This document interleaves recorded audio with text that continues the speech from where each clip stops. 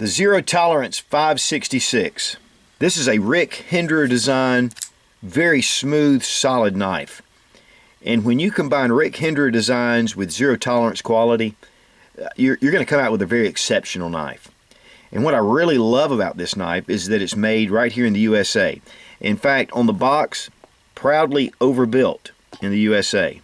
And there's a good reason for that motto, because the one thing about zero tolerance, and I would highly recommend any of the zero tolerance products, because their knives are just exceptional. I really like how beefy they are.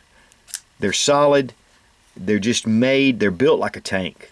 And this Zero Tolerance 566 is up to the task with that definition. In fact, this is actually based off of the XM18, which is one of Rick Hinderer's original designs. But the one thing about the 566 is that it is a production-made knife by Zero Tolerance, which has really high quality control, and it cost a fraction of what the original cost. I mean, you find an original Rick Hinderer, it's $800 or $900. Buying a knife like this for the quality, you're still getting that exceptional quality.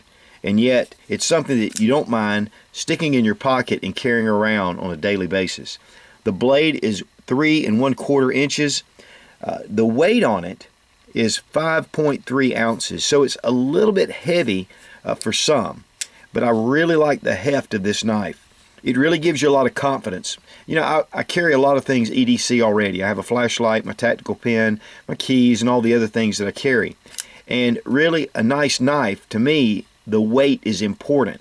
I don't mind adding a little bit more weight to my knife and trimming down on the others. The overall length of this knife is 7.5 inches, but what really makes this knife really exceptional is that it's a 1/2 inch right here. So that really makes this an excellent EDC option. Also, you have the G10 here on one side, and if you'll look, the texturing on here, it's grippy and it's nice, but it's not sharp.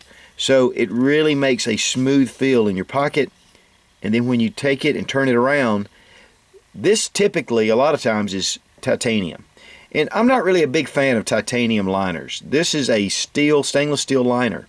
And what this does is when it rides in your pocket, it keeps from fraying your pocket. Now, most of my blue jeans especially have, the pockets are just messed up from putting knives in and out. But one of the things about this is a smooth back. So it's really going to save your pocket, and this pocket clip rides really nice. But the opening on this knife, in fact, you don't have to twist your wrist, you just pull it and it slides open. There's a little bit of spring assist that helps with the gliding of that knife, and two, when you're closing it, there's tension right here from the torsion bar, and then it just snaps into place. A lot of the purists that really just like flippers, they'll remove that bar and just have a traditional flipper without that smoothness, but I really like that little bit of assistance. I guess I'm spoiled with all the power assist knives that I've had. In fact, my Benchmade Barrage, it just comes out like lightning, and it's really smooth. But I'll tell you, the quality of this Zero Tolerance, the scales, the metal back here, and the little bit of the heft is nice. This is a pretty large knife, but it is extremely lightweight, and I do enjoy this. I carry this, in fact, over all my other EDC knives. But this 566 is just quality. Now, if you'll notice, it has thumb studs on either side. I don't use the thumb studs. In fact, they're fairly difficult to be able to use, but they're not really there to be used. It's really the flipper that you're going to use to open it. The thumb studs actually brace against the handle, and this really adds to the strength of this handle. It locks it into place, and it really makes it a secure fit. Also, with the flipper, it comes around and it makes a great guard right here for your finger. So you're really able to bear down on this knife. And also, with all the jimping right here, and it's pretty spaced jimping, but it's rounded off.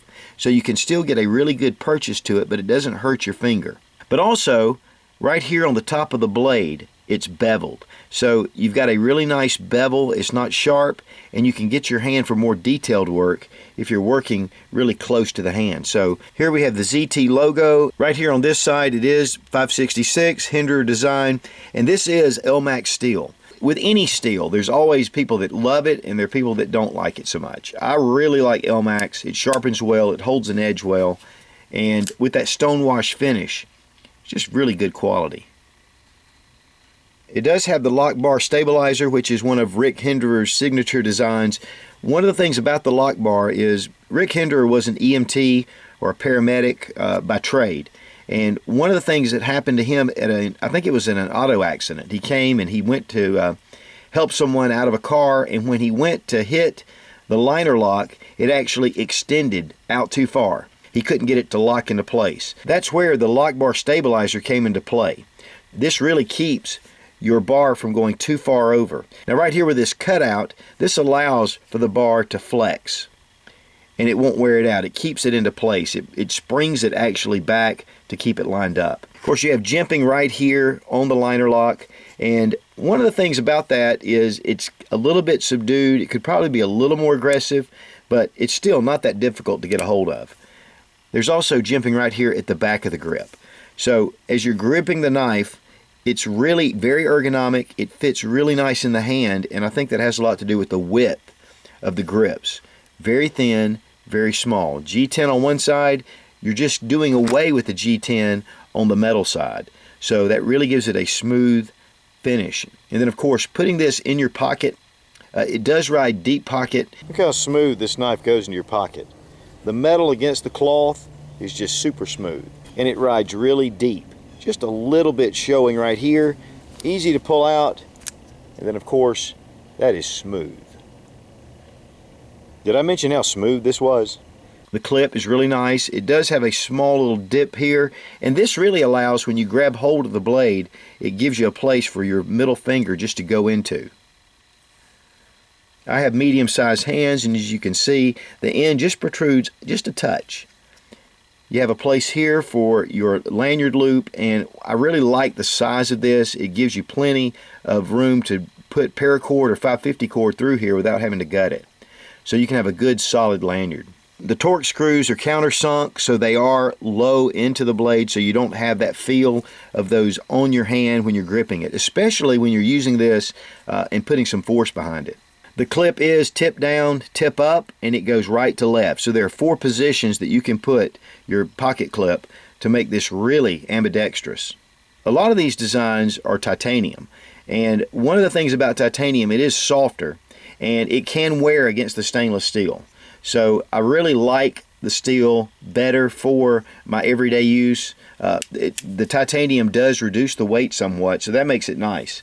But really, the titanium seems to soften, and it does wear against stainless. So steel is a great way to go. Now the top is beveled, but then it comes out just a touch here, and it makes that tip extremely strong. So you're going to be able to really get a hold. Even prying would be able to be done with this knife. Not that you really want to pry with your knife, but this does help make this an all-around utility tool. It's well centered right in the blade from the factory, but that smoothness is just sweet. In fact, I'll tell you what, if you're not careful, you can just sit around and flip this out. Look how smooth that action is. You're just pulling down on it, so it really gives it a nice solid feel. Even left-handed, it works really well. It has a floating pin stop, and this stop will turn so it doesn't wear on one side. If it's stationary, clipping this in over and over will start to wear on your pin. So with it turning, it's not going to wear in any particular spot. It's going to add to the life of the knife. The standoffs are hourglass shape, blackened, really nice touch. Of course, what kind of knife review would be without cutting a little bit of paper? This thing just cuts smooth as butter. The 5.66 has been an extremely popular design, and sometimes it's pretty difficult to get a hold of.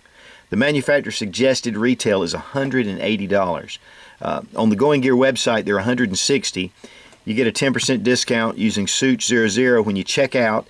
That gets it down to $144. And then you get free shipping with any orders over $49. But you get a discount on everything you order. And one of the things about Going Gear, they have a ton of different flashlights as well. So whatever your order is, it's free shipping. You get 10% off. It's just a great place to shop. And the guys at Going Gear will really take care of you. The Zero Tolerance 566 Hinderer design. I don't know if this is the perfect EDC, but it sure is darn close. Be strong, be of good courage. God bless America. Long live the Republic.